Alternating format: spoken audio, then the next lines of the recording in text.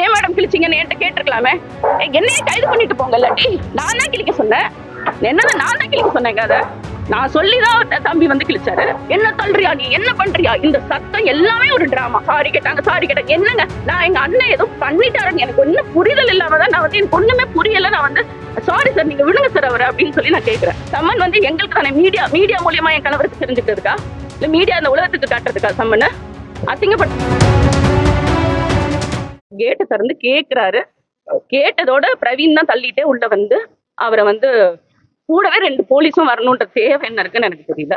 வந்து அவர் அப்படியே இழுத்துட்டு போய் கூட்டு போறாங்க. அப்பதான் நீங்க எல்லாரும் சாரி கேட்டாங்க. சாரி என்னங்க சாரி, எங்களுக்கு எங்க கல்யாணம் ஆனதுல இருந்து அவர் இந்த கைதாயிருவாருன்னு சொல்லிட்டு இருக்கு. நாங்க எல்லாத்துக்குமே துணிஞ்சுதான் இருக்கோம்.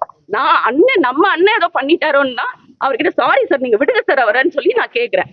அவங்க கிட்ட போய் இப்ப நான் எனக்கு நல்லா தெரியுது பிரவீன் வந்து இதை வேணும்னே செஞ்சிருக்காருன்னு.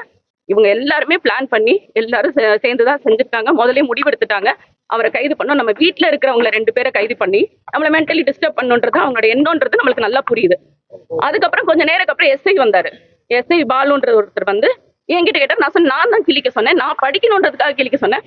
வெளியே மீடியா இருந்தாங்க, எனக்கு அன்னீசியா அந்த வெளியே வரதுக்கு நான் தான் தம்பியை கிழிக்க சொன்னேன். இல்ல நீங்க அதை சொல்லாதீங்க, நான் தான் கிழிக்க. இதுல என்ன பயம் இருக்கு, நீங்க சர்வ் பண்ணிட்டீங்க.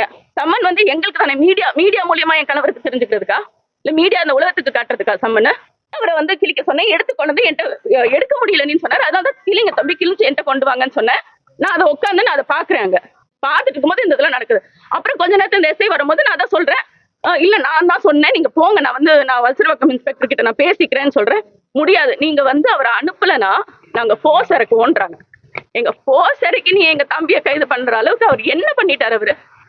இது முழுக்க காவல்துறை வந்து திட்டமிட்டு பண்ணது. இது நீலாங்கரை காவல்துறை அவங்க மொத்தமா சேர்ந்து இது அது இன்ஸ்பெக்டர் பிரவீன் வந்து ஏதோ முன்னாடியே அவரு, ஏன்னா நாங்க அந்த எங்க வீட முற்றுகையிட வந்த போதும் நம்ம தம்பிங்க எல்லாம் அமைதியா அங்க இருக்காங்க. உள்ள போக சொல்லுங்கன்னு அவர் அவ்வளவு இது நம்மள தம்பி ஏதாவது ஒரு பிரச்சனை பண்ணாங்களா?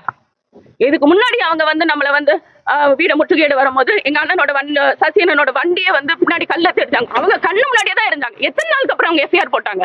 இப்ப நேத்து போய் கேட்கும் போது எஃப்ஐஆர் போட்டுட்டோம், நாங்க கைது பண்ண 10 பேர்ல அவர் ஒருத்தர்னு சொல்றாங்க.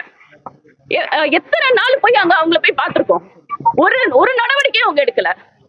இப்ப என்ன அன்னைக்கும் அவர் அதே தான் பண்ணாரு. அப்ப இருந்தே அவருக்கு வந்து எங்களுக்கு வந்து சந்தேகம், அவருக்கு ஏதோ ஒரு எங்க மேல அது வீட்டுல வந்து ஏதாவது இந்த மாதிரி கையை வைக்கணும்ன்றது அவரோட எண்ணம். வீட்டுல இருக்கிற நேரடியா அவர் பண்றதை விட வீட்டுல கூட இருக்கிறவங்க பண்ணும் போது அந்த மென்டலி டிஸ்டர்ப் ஆவாங்க. எங்களை டிஸ்டர்ப் ஆக்கணும்ன்றது அவங்களோட எண்ணம். நான் சுத்தமா எதிர்பார்க்கல. அதே மாதிரி காவல்துறை மேல நம்மளுக்கு ரொம்ப அதிக மரியாதை இருக்கு. இவங்க இவ்வளவு இப்படி நடந்துக்குவாங்கன்ற எண்ணமே எங்களுக்கு கிடையாது. நாங்க யோசிக்கவும் இல்லை. இதுக்கு முன்னாடி சம்மன் கொண்டு வந்திருக்காங்க, மரியாதையா பேசுவாங்க, கொடுப்பாங்க, ஒட்ட கையெழுத்து வாங்குவாங்க. இப்படிதான் நடந்திருக்கு. தவிர ஒட்டிட்டு போனது எனக்கு முதல் விருப்பம் கிடையாது. நான் வீட்டுல இருக்கேன், இல்ல என்கிட்ட சொல்லிட்டு அவங்க ஒட்டிட்டு போயிருக்கலாம். யாருமே வீட்டுல இல்லாத வீட்டுல அவங்க ஒட்டிட்டு போன மாதிரி ஒட்டிட்டு போயிட்டாங்க.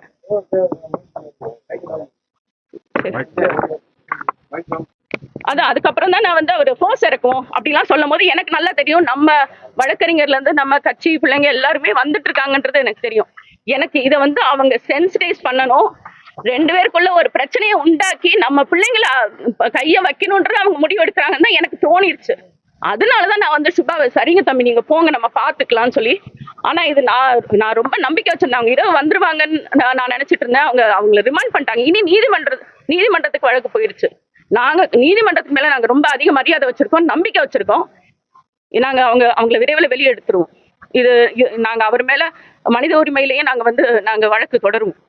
பிரவீன் பண்ணதுக்கு அவர் வந்து ஒரு எக்ஸ் சர்வீஸ்மேன். அவர் மேல அப்படி அவங்க கையாண்டிருக்கவே கூடாது. அவர் இங்க இருக்க அவரோட வேலையை தான் அவர் செஞ்சுட்டு இருந்தார். மரியாதையா அவர்கிட்ட பேசி உள்ள வந்திருக்கணும். என்ன கிழிச்சதுக்கு நீங்க அப்படி ரியாக்ட் பண்ணுவீங்களா? நீங்க மரியாதையா பேசி உள்ள வந்து யாரு கிழிச்சாங்கன்னு கேட்டிருக்கலாமே, பேசிருக்கலாமே. ஏன் மேடம் கிழிச்சிங்கன்னு என்கிட்ட கேட்டிருக்கலாமே. என்னையே கைது பண்ணிட்டு போங்க, இல்லாட்டி நான் தான் கிழிக்க சொன்னேன்.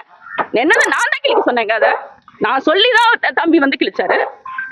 நேத்து இதை பேசக்கூடாது, அவர் ஏன்னா ஈகோல இருக்காருன்றது நம்மளுக்கு நல்ல எனக்கு முதல் தெரியல. மீடியாவுக்கு ரொம்ப நன்றி. நான் ரொம்ப நேரம் வரைக்கும் எனக்கு புரியாமையே இருந்தது. நான் மீடியால தான் அந்த வீடியோ பார்க்கும் போதுதான் அண்ணன் ஒண்ணும் பண்ணல, அவர் சும்மா நின்னவரை இவர் அந்த சத்தம் கொடுத்தது. என்ன தள்ளுறியா, நீ என்ன பண்றியா, இந்த சத்தம் எல்லாமே ஒரு டிராமா பண்ணி தான் அவர் வந்து உள்ள வந்து அவர் அப்படி ரொம்ப அப்படி இழுத்துட்டு போனது, அது நம்மளுக்கு நம்ம எல்லாருமே ஒரு குடும்பமா நம்ம இருக்கோம். நம்ம அதெல்லாம் நம்மளுக்கு அது தேவையில்லை. சட்டத்துக்கு புறமா அவங்க உண்மையிலே எதுவும் செஞ்சுட்டாங்களா? நீங்க பண்ணுங்க, நீங்க பண்ணுங்க. அவர் ஒண்ணுமே பண்ணாதவர். நீங்க அதுல சாரி கேட்டாங்க என்னங்க? நான் எங்க அண்ணன் ஏதோ பண்ணிட்டாருன்னு எனக்கு ஒன்னும் புரிதல் இல்லாம தான் நான் வந்து எனக்கு ஒண்ணுமே புரியல. நான் வந்து சாரி சார், நீங்க விடுங்க சார் அவரை அப்படின்னு சொல்லி நான் கேட்கிறேன். இதுதான் நேத்து நடந்தது. நான் நேத்து இதை பேசாத காரணம் அந்த ஈகோல அவர் வேற ஏதாவது பண்ணிருவாரோ, நம்ம ஆளுங்க அங்க இருக்காங்கன்ற ஒரே இதனால தான் நான் அமைதியா இருந்தேன். இன்னைக்கு இதை கட்டாயம் பேச வேண்டிய சூழல் வந்துருச்சு.